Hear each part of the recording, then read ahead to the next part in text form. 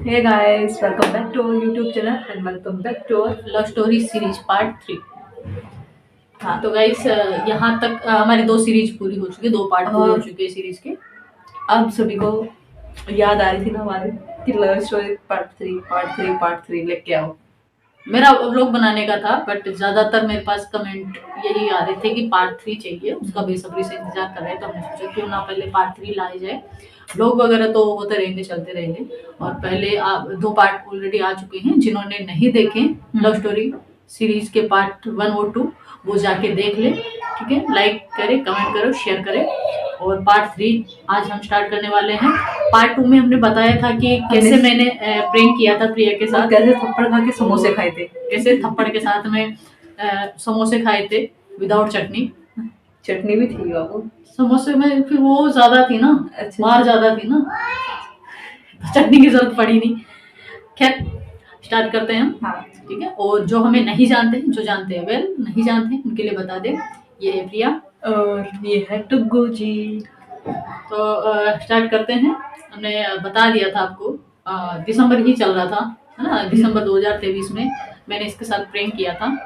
उसके बाद में हुआ यूं कि 2-3 दिन बाद में वो प्रैंक हुआ था, तब मुझे लगा था कि हाँ यार, इस बंदी के दिल में बहुत कुछ है मेरे लिए। बट 2-3 दिन बाद में वो फिर भूत से उतर मैंने गया। कांड कर दिया। वो दिमाग से फिर वो मेरे को लगा कि नहीं, मैं तो गलतफहमी में हूँ। क्योंकि 2-3 दिन बाद में फिर मैंने देखा कि ये अपनी जो एक्स, तो इसकी एक्स से बातचीत हुई, एक्स से बातचीत हो रही थी, तो मुझे बड़ा बुरा लगा। फिर मैंने इसको बोला यार, मतलब कैसे चलेगा ये। मुझे बहुत ज़्यादा गुस्सा आ रहा था इस चीज़ को लेकर, और मुझे लग रहा है कि यार मैं गलतफहमी में जी रहा हूँ। मैं सोच रहा हूँ कि इसके दिल में मेरे लिए प्यार जग रहा है, बट ऐसा नहीं है। इसका प्यार तो जग ही रहा था ना। तो ये उससे ज़्यादा बातचीत कर रही थी वापस। तो फिर शायद 5 या 6 दिसंबर की बात है आई थिंक। तो फिर मैंने इससे बोला, पूछा कि यार क्या चाहते हो आप, मेरे को जो है वो बताओ, ऐसे नहीं काम चलने वाला। देन इसने मुझे बोला कि मुझे ओनली दिसंबर का टाइम दो, जनवरी से हम नई शुरुआत करेंगे, तो सिर्फ दिसंबर टाइम दो मुझे। जनवरी में मैं बात बिल्कुल नहीं करूँगी। दिसंबर टाइम तो जितनी बात मेरे को दिसंबर में करनी कर कुरा के नहीं करो। हाँ, तो फिर यही बात हुई। फिर 5-7 दिन बाद में हम आई थिंक 13 दिसंबर के आसपास, 13 दिसंबर ही था उस दिन, 13 दिसंबर को हमारा जाना हुआ चांदनी चौक में। तो चांदनी चौक जब गए थे, ये थी, मैं थी, और इसकी बहन, एक और थी, इसकी बहन जो हमारे साथ रहती थी वो थी, इससे छोटी वाली। हम तीनों गए थे। बट मुझे वहाँ पे जब मैं जा रहा था इसके साथ चांदनी चौक, तो मुझे इसकी जो हरकतें हैं ना, उसमें थोड़ा चेंजेस लगा। मेरा जो नेचर था वो चेंज हो गया था थोड़ा। वो होता ना कि आपको बार बार टच करने की कोशिश कर रहा है, कोई फील करवा रहा है, स्पेशल फील करवा रहा है आपको, अलग तरीके से आपको ट्रीट कर रहा है, आपको देखे जा रहा है, मतलब बार बार से। तो थोड़ा वो अलग वे में जा रहा था कि हाँ, मतलब ये डायरेक्शन जैसे कि चेंज हो चुका हो, ऐसा ऐसा मुझे फील हो रहा था। मुझे लगा, फिर पहले तो मैंने ये चीज करी कि यार हो सकता है वो ऐसे ही हो जैसे पहले हुआ था। पर मुझे उस दिन मुझे सच में लगा कि यार नहीं, जैसे मैं प्यार तो जग रहा धीरे। जैसे हम मेट्रो में खड़े थे, जैसे इसने ना हाथ से पिलर पकड़ा हुआ है, उसी हाथ को मैं टच कर रही हूँ, इसके बार बार को, इसी हाथ को मैं टच कर रही हूँ बार बार को, ऐसा हो रहा था। और जैसे हम रास्ते में जा रहे हैं, रास्ते में मैं इसका हाथ पकड़ के लेके चल रही हूँ, राइट साइड में इसको रख रही हूँ, थोड़ा क्रॉस जैसे बाइक वाइक चलती है ना, उस साइड को मैं जा रही थी। लेफ्ट में मुझे रख रही थी, राइट में कुछ जा रही थी। तो मतलब अभी भी इसकी आदत यही है, अभी भी ऐसी ही आदत है इसकी कि मुझे साइड में रखती है, खुद रोड साइड में खुद चलती है, जिधर से ट्रांसपोर्टेशन होता है उस साइड ये रहती है। तो उस दिन मेरे को ऐसा फील हुआ कि मतलब अगर मैं बताऊं तो उससे पहले हम साथ में भले ही थे, पर हमारे बीच फिजिकल जैसा कुछ नहीं था, कोई ऐसा रिलेशन नहीं बना था हमारे बीच। हाँ, नॉर्मल तरीके से किश वगैरह होता था, बट वैसा स्पेशल फील कभी नहीं हुआ। जैसे होता ना कि मतलब किसी को छूते करंट सा लगता है, तो उस दिन मुझे ऐसा लगा कि यार आज कुछ अलग लग रहा है। देन वहाँ से आने के बाद में मुझे लगा इसकी मतलब बिहेव में चेंज था, या घर पे आने के बाद में इसकी केयरिंग में चेंज था। मुझे लगा हाँ ठीक है, अभी ट्रिप पे है, धीरे धीरे गाड़ी सही डायरेक्शन में जा रही है। जो 1 महीना पूरा होता और मैं उससे बात करनी बंद नहीं करती, तो फिर तो मैं चला जाता, छोड़ के भाग जाती है मेरे को।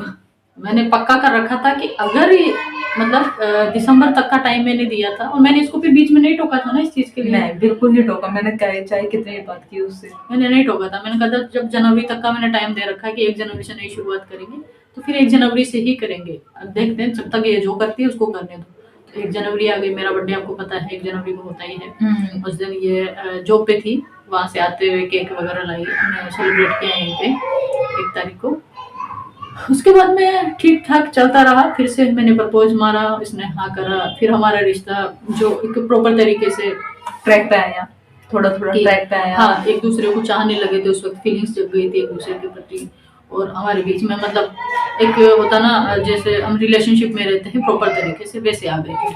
उसके बाद में आती है बट थोड़ा वो ऊपर नीचे हमारे बीच में डगमगाने लग गया था ना, कि किसी चीज को लेके कि आपकी या तो पढ़ाई डिस्टर्ब हो रही थी, फिर हाँ, वो होता ना आपको शुरू में थोड़ा बहुत ज़्यादा सवाल होता है रिलेशनशिप में।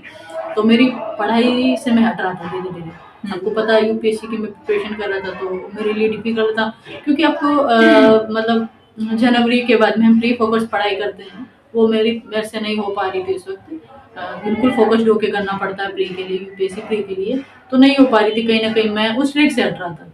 तो फिर मैंने इससे बोला कि यार ऐसे तो काम चलेगा नहीं, क्योंकि मैंने तो करियर बट मेरा मानना था ये कि मेरे को भी साइड लाइन कर दो, पर आप अपनी पढ़ाई पे फोकस करो, मेरा ये था मानना।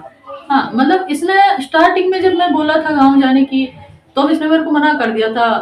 जब मैं हॉस्टल से सीधा गाँव जाना चाह रहा था, तो इसने बोला कि मुझे लॉन्ग डिस्टेंस रिलेशनशिप नहीं चाहिए। लेकिन अभी जब पढ़ाई की बात आई, तो इसने मुझे बोला कि ठीक है, अगर आपको लगता है कि आप गाँव जाके बेटर तरीके से पढ़ाई कर सकते हो, तो आप गाँव जाओ, कोई दिक्कत नहीं, हम लॉन्ग डिस्टेंस रिलेशनशिप में रह लेंगे। तो उसने मुझे परमिशन दे दी थी कि हाँ ठीक है चले जाओ। और फरवरी में मैंने टिकट करा के ये गई थी खुद दिल्ली कैंट छोड़ने। तो फरवरी में मैंने जाने का प्लान करा, तो मैं मतलब पूरा मेरा अपनी जो बुक्स वगैरह सारे सामान वगैरह मैंने पैक कर लिए, कपड़े वगैरह ले लिए, और दिल्ली कैंट तक ये छोड़ने गई थी।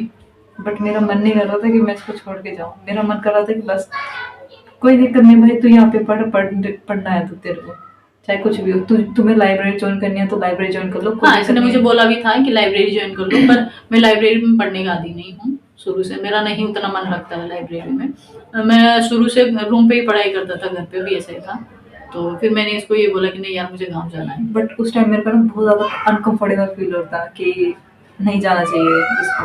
हाँ, तो दिल्ली कैंट तक ये छोड़ने गई थी, फिर ये खूब रोई भी थी। जब इसकी ट्रेन आई ना, और मेरे आंखों में से पानी आया तो ऐसा आया कि मतलब वो रुका नहीं फिर।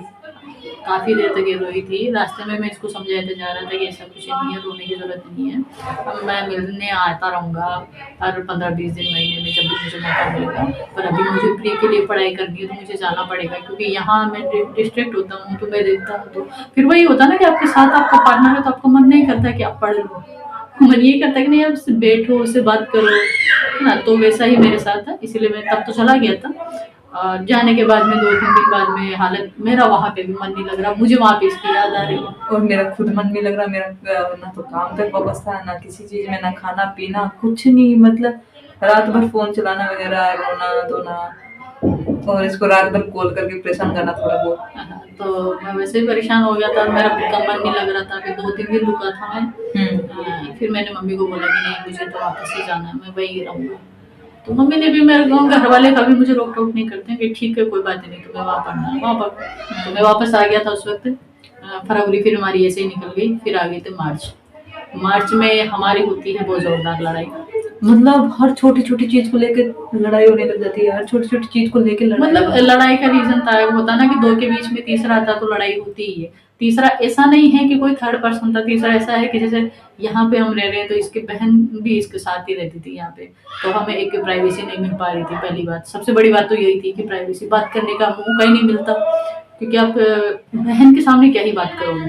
तो एक वो दिक्कत मुझे हो रही थी कहीं ना कहीं। ठीक है, दूसरा या काम को लेकर कि साला काम को, मैं पढ़ने आया हूँ लेकिन काम सारा मुझे ही करना पड़ रहा है, यहाँ तक कि इनके कपड़े वगैरह धोना, घर का काम, झाड़ू पोछे, साफ सफाई, खाना बनाना, दोनों टाइम का सब मेरे ऊपर ही आ गया था एकदम से। तो मेरा दिमाग खराब हो गया था कि यार मैं पढ़ने आया हूँ या काम करने आया हूँ। मैं नहीं करती थी क्या? तुम करते थे बाबू, तुम्हें भी पता है तुम कितना करते थे उससे, कपड़े तुम्हारे में ही धोते थे। कपड़े तो तुम धोते थे, पर मैं वैसे भी तो काम करती थी ना। ये झाड़ू पोछे किसी दिन किसी दिन करते थे, अब झाड़ू पोछे बनने की जरूरत नहीं है, वो तो अब करने लगे हो, है ना। तो सब तो आप भी आलसी हो गए थे और दूसरा भी आलसी था, तो मैं ही करता था, तो मेरा दिमाग वैसे खराब हो गया था। और फिर मेरी लड़ाई, काम को लेकर लड़ाई हो गई थी इसकी बहन के साथ में। ये तो जॉब पे थी उस दिन, मार्च में, और डेट तो एग्जैक्ट मुझे याद नहीं है। मार्च में ये काम पे थी और मैं घर पे इसकी बहन के साथ मेरी लड़ाई हो गई थी। तो मैंने बैग पैक करा, मैंने कहा अच्छा यार क्या ही करना है, यहाँ पे पढ़ाई भी नहीं हो रही है और डेली डेली का खत्म करते हैं। तो मैंने इसको नहीं बताया था कि मैं चाह रहा हूँ, मेरे को बहुत ज़्यादा गुस्सा आ गया था। मैंने बैग पैक करा और मैं निकल लिया यहाँ से निकल गए। मैंने अपना फ़ोन वगैरह, इसके नंबर वगैरह मैंने ब्लॉक कर दिए और यहाँ से निकल गया दिल्ली कैंट के लिए। इसको नहीं पता था कि मैं यहाँ से चला गया हूँ। उसके बाद में तुम्हारी बहन ने बताया था ना। नहीं, मेरे को अजीब सी फील आया था, मतलब कि यार अजीब सा फील हो रहा है। मैंने सोचा चलो यार लोगों से बात कर ली थी, काफी देर हो गई, बात भी नहीं किया सुबह से। तो मैं ऐसे कॉल करती हूँ, देखा तो यार नंबर कॉल ही नहीं लग रही, ब्लॉक कर दिया। मैं कहा, क्या हो गया भाई, ब्लॉक कर दिया इसने, कुछ बुरा वगैरह तो नहीं मान गया, किसी चीज को कॉल नहीं किया तो इसलिए इस चीज को लेके। मैंने फिर अपनी बहन को किया, कॉल की, उससे बात करा ना लोगों से, तो बोले वो तो नहीं है, चले गए। मैंने कहा कहाँ चलेगा, कब चलेगा, कैसे चले गए, ऐसे ऐसे बोला। फिर उसने बोला मेरी उसकी थोड़ी लड़ाई हो गई थी तो मैं चली गई, वो चली गई इसलिए। तो मैंने उसको बोला कि तूने जाने क्यों दिया और मुझे कॉल क्यों नहीं किया जब वो जा रही थी, तो है तुझे बताना नहीं चाहिए था क्या उस चीज़ को लेके। मैंने इसके फिर उसके बाद काफ़ी कॉल करने की इसको कोशिश की, इसने पर ब्लॉक ही कर रखा था मेरे तब को। तो मैंने नहीं की थी, लेकिन बाद में जैसे मैं गांव पहुंचा था तो मुझे रियलाइज हुआ इस चीज़ का कि यार मैं इसको किस बात की सजा दे रहा हूँ, क्योंकि लड़ाई तो इसकी बहन की और मेरी हुई थी, इससे तो मेरी नहीं हुई थी। हाँ, हमारी अनबन होती थी, इसी बात को लेकर होती थी, पर गलती इसकी नहीं होती थी। वो तो फिर इस पे फ्रस्ट्रेशन निकलता था, गुस्सा निकलता था, क्योंकि ऑब्वियस सी बात है इसकी फैमिली से रिलेटेड बात है तो फिर इसी पे निकलेगा। तो फिर घर जाने के बाद में रियलाइज़ हुआ, फिर मैंने ही इसको कॉल लगाया वापस से। मैंने इससे बात करी तो ये रोने लग गई। उसने बोला बाबू वापस आ जाओ, मैं सब कुछ ठीक कर दूँगा। मैंने बोला यार जब मैं पढ़ने आया हूँ, मुझे ये काम वाम में तुमने लगा रखा, मेरे को ये वो काम कोई करता है नहीं, सारा मेरे पे डाल रखा है ये वो, ऐसे करके मैंने सारी बातचीत इसको बोली। इसने बोला कि नहीं हम बात करेंगे, इस बारे में बैठ के बात करेंगे, आप वापस आ जाओ। मैंने कहा नहीं मैं अब नहीं आऊँगा, क्योंकि मेरे को बहुत ज़्यादा गुस्सा हो गया था। मैंने कहा मैं नहीं आऊँगा, आप समेटो, जो भी करना है आप करते रहो, कोई दिक्कत नहीं, मुझे आपसे रिश्ता नहीं तोड़ रहा हूँ, मैं आता रहूँगा, मिलता रहूँगा, ठीक है, अपना रिश्ता चलता रहेगा, बट मैं वहाँ नहीं आऊँगा तुम्हारे पास, है ना। तो फिर इसने मुझे दे दी मरने की धमकी। फिर मैंने उसी रात जब ये कॉल उठाती, मैंने कहा कि आ रहे हो नहीं आ रहे हो तो साफ सीधी बात है, नहीं तुम्हें मेरा मरा हुआ मुंह देखोगी सुबह तक। इसने मुझे धमकी दे दी कि तुम मेरा मरा हुआ मुंह देखोगे कल। मतलब उसको पता है कि मुझे आने में टाइम तो लगेगा, हैंड टू हैंड तो मैं आ नहीं सकता है, क्योंकि इतनी दूर है यहाँ से, 14-15 घंटे मुझे लगते हैं। तो इसने मुझे टाइम दिया था कि ना कल नहीं आए ना तो फिर मेरा मरा हुआ मुंह देखोगे। मेरा दिमाग खराब, क्योंकि उसी नाइट की तो बात थी। मैंने कहा अब मैं जाऊँ तो, क्योंकि मेरे वहाँ से तो ट्रेन वगैरह होती नहीं है, गाँव से काफ़ी दूर, अजमेर से मिलती है मुझे ट्रेन, तो 3-4 घंटे उधर बस में सफ़र होता है मेरा। उसके बाद में मुझे ट्रेन मिलती है, और ट्रेन का भी टाइमिंग का पता नहीं, कोई टिकट वगैरह नहीं करवा रखी, रिजर्वेशन वगैरह कुछ नहीं था मेरा। तो फिर मैंने क्योंकि मुझे पता था कि मेरे वहाँ पे एक बस है जो दिल्ली तक आती है गाँव में, गाँव के पास से ही लगती है वो, सुबह में 5:30 बजे वो बस होती है। तो फिर मैंने रात को जब इससे मेरी बातचीत हुई, मैंने उसी दिन मेरी मम्मी को बता दिया, नाइट में इससे बातचीत हुई, सुबह मैंने मम्मी को बोला कि ना कल मैं निकलूँगा। मम्मी बोली अभी तो तुम आए हो। मैंने कहा हाँ आया हूँ, लेकिन मुझे जाना पड़ेगा, मुझे ज़रूरी है, मुझे ऐसे ही मैंने कुछ बहाना कर दिया था कि मुझे जाना है। तो मैं जो सुबह 5:30 बजे की जो बस होती है उसी से जाऊँगा। तो मम्मी ने बोला ठीक है। तो सर्दी का तो हल्की मार्च में भी सर्दी होती है ना, तो हल्की सर्दी थी गाँव में, तो सुबह सुबह बहुत ज़्यादा सर्दी लगती है। तो फिर सुबह के टाइम मैंने भाई को उठाया 4 बजे। मैंने कहा भाई यार मुझे बस स्टॉप पे छोड़ दे। वो मम्मी ने उसको भी शाम को ही बोल दिया था कि इसको छोड़ देना, तो उठ गया वो। फिर हमने डबल जैकेट पहनी, सब कुछ ऐसे कर के निकल 5:30 बजे में बस स्टॉप छोड़ दिया मेरे भाई ने। तो मैं बस में चढ़ा। वो बस जयपुर पहुँचती है, मतलब पहले जयपुर पहुँचती है, वहाँ पे थोड़ा रुकती है। लेकिन मैंने सोचा यार मैं इसको सरप्राइज दूँ, क्योंकि इसने तो मेरा वैसे भी दिमाग खराब कर रखा था, मरने की धमकी अलग दे रखी थी। तो मैं सोचा चलो इसको जब जा ही रहे हैं तो सरप्राइज देते हैं जाके। मैंने इसको बताया नहीं कि मैं आ रहा हूँ। और फिर मैंने पूरे रास्ते इसका फ़ोन नहीं उठाया, मैंने ऐसे ही लड़ाई कर ली इससे, और कि तुमको जो करना करो, मेरा दिमाग मत खराब करो। तो ये जॉब पे थी, मुझे पता है जॉब पे कुछ भी ऐसा उल्टा सीधा काम ये नहीं कर पाएगी, तो मैंने उसी चीज़ का फ़ायदा उठाया और मैंने इससे बात नहीं करी पूरे दिन। जब बस दिन में कहीं ऐसे रुकती है ना, घंटे भर के लिए, आधे घंटे के लिए कहीं स्टॉप पे, लंबा जब चल रही होती है बस, तो वहाँ रुकी थी, तब जाके मैंने इससे बातचीत करी, फ़ोन लगाया मैंने इसको। तो क्योंकि हाईवे निकल रहा था पास से, तब भी मैं उसे हाईवे पे खोल करके पूछती, ये आपके घर पे आवाज तो आती नहीं है, किस चीज की आवाज आ हाँ, रही तो है? इसने बोला कि ना ये हॉर्न वगैरह की आवाज़ कहाँ से आ रही है, ट्रैफिक की वगैरह की। तो मैंने इसको फिर बेवकूफ़ बनाया। मैंने कहा नहीं नहीं, मैं घर पे नहीं हूँ, मैं अपने मामा के यहाँ आया हूँ, और मामा का घर एक्चुअली हाईवे के पास में है, तो वहाँ पे इसकी आवाज़ आती रहती है ऐसी, तो ऐसी बैकग्राउंड से इसलिए आवाज़ आ रही है। और फिर मैंने ऐसे ही फिर मैंने गुस्से में फ़ोन कट कर दिया ऐसे, क्योंकि मुझे पता है कि अगर मैं प्यार से बात करूँगा तो ये बार बार मुझे कॉल करेगी, तो फिर मैंने ऐसे गुस्सा करके फ़ोन कट कर दिया। फिर मेरे को थोड़ा रिलैक्स हुआ यार, थोड़ी बात तो हुई। तब जाके मैंने बात करी थी, दिन में 2-3 बज रहे थे आराम से, है ना? दिन में 2-3 बजे जाके मैंने इससे बात करी थी, तो फिर चलो ठीक है। बात करने के बाद में मैं फिर इसके मैसेज वगैरह पे तो मैं बात करता रहा, कॉल नहीं उठाया मैंने। मुझे पता है कि मैं कॉल पे बात करूँगा तो फिर आवाज़ आएगी, कुछ डाउट होगा। बस में जब हम बैठे होते हैं तो अलग ही साउंड आता है ना, वो इससे पता चल जाता है कि हम को बैठे हैं बस वगैरह में, ठीक है? तो इसीलिए मैंने इससे बात नहीं करी। फिर रात को 11:30 बजे आके मैं धौला कुआं उतरा था दिल्ली में, और मैंने दीदी को, जो हमारे पड़ोसी हमने बताया पहले भी ब्रेक में, वो मेरे साथ थे, वो हमेशा मेरे साथ रहते, मैं मिला लेता हूँ उनको। तो उस दिन भी मैंने उनको कॉल करके बता दिया था कि दीदी मैं आ रहा हूँ, और रात को मैं पहुँचूंगा, लेट पहुँचूंगा, तो आप मेरा गेट खोल देना प्लीज़, मेन गेट खोल देना। उन्होंने बोला ठीक है। तो रात को 12 बजे मैं वहाँ 11:30 धौला कुआं उतरा था, वहाँ से मैंने फिर रैपिडो करा और आ गया मैं रात को 12 बजे अपने घर के बाहर आ और गया। मैं तो घर पे लेटी हुई थी, फोन चला रही थी आराम से, मैं चुपचाप इसको मैसेज पे मैसेज किया जाती उस टाइम। तो 12 बजे नीचे आया, फिर मैंने दीदी को कॉल लगाया, दीदी ने आके गेट खोला, और फिर एकदम से मैंने इधर गेट खटखटाया, इसको इसी ने खोला था गेट भी, वो भाई आवाज पड़ोसी ने हाथ मार के मेरे को।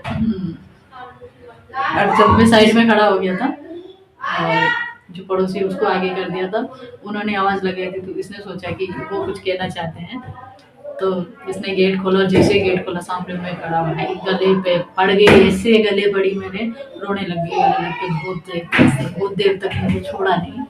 फिर थोड़ी देर बाद और थोड़ी देर बाद फिर मैंने जैसे अंदर आए ना, एंटर किया, उसके बाद जो मैंने इनसे सॉरी मंगवाई, उठक बैठक अप डाउन करवाया, फिर करवाए थे, कान पकड़ के सॉरी बोलो, उठक बैठक लगाओ, बहुत देर तक मैं सॉरी बोलता रहा। इसने सारा रिकॉर्ड करा के में उस टाइम जो भी मैंने बोला था सब रिकॉर्ड करा कि मैं छोड़ के नहीं जाऊंगा, कभी किसी और की गलती की सजा आपको नहीं दूंगा, ऐसे करके हुआ था। ये भी कम नहीं है, इसने दोबारा मेरे से फिर प्रेम का बदला ले लिया था।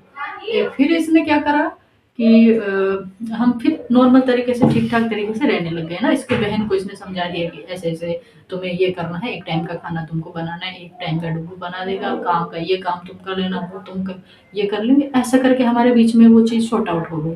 ठीक, फिर इसने एक बार फिर मेरे साथ प्रेम करा। इसने मुझे मतलब जॉब पे जाने के बाद में, मैं घर पे स्टडी घर पे ही करता था, तो इसके जाने के बाद मैं स्टडी करने बैठ जाता था। मैंने दिमाग लगाया ज्यादा अपना तकड़े वाला, कि अपने पैरों पे ना मैंने हैंकी बांध लिया, फोल्ड ऐसे कर लिया कि मतलब वो लगे कि पट्टी है, जैसे ऐसे टाइप, ठीक है। और मैंने इसको ऐसे फोटो क्लिक करके ऐसे भेजा कि उसको पैर टूट गया हो, मतलब पैर के बहुत ज्यादा लगी हुई पैर हो, पे और चोट लगी हो। हाँ, चोट लगी हुई हो और उस पर पट्टी की हुई हो, ऐसा करके इसने भेजा। मेरा दिमाग खराब, उसने व्हाट्सएप इमेज भेजी, मैं देखते मैंने कहा क्या हुआ।